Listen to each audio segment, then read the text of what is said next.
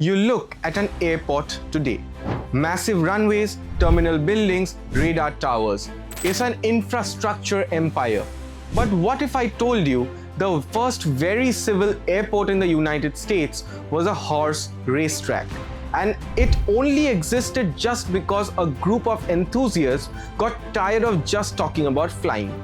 Hi, this is Shrey, and today on Airspace we rewind to June 10, 1908. We decode the birth of Aeronautical Society of New York and how a dusty racetrack in the Bronx became the launchpad for American civil aviation.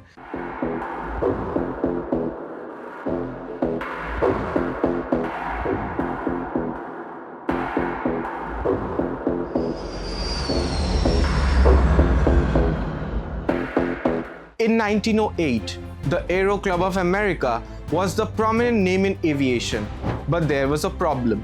They were mostly wealthy balloonists who preferred socializing over actual engineering. A faction of 50 younger, impatient members wanted to actually build and fly machines.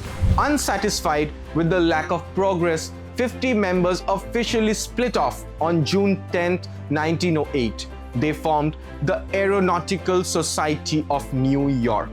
This wasn't a gentleman's club. This was a society of doers, engineers, and risk takers. But if you are going to build flying machines, you need a place to test them. And finding open space in New York City wasn't easy. Finding a runway in 1908 New York was impossible because purpose-built runways didn't exist yet. So the society found the next best thing. They leased the Morris Park Racecourse in the Bronx. They turned a former horse track into the nation's very first flying field and civil airport. Think about that. No air traffic control, no paved tarmac, just dirt, grass, and old grandstands. The society used the grounds to build experimental aircraft, test gliders, and host the first major public flying exhibitions in the country. It was the Silicon Valley of early aviation, right in the Bronx.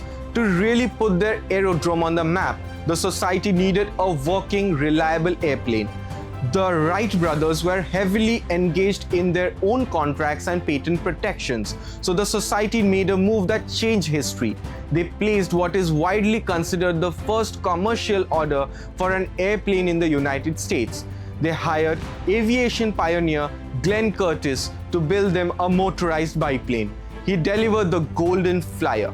At Morris Park, Curtiss didn't just fly. He demonstrated a stable flight around a closed course using ailerons for lateral control.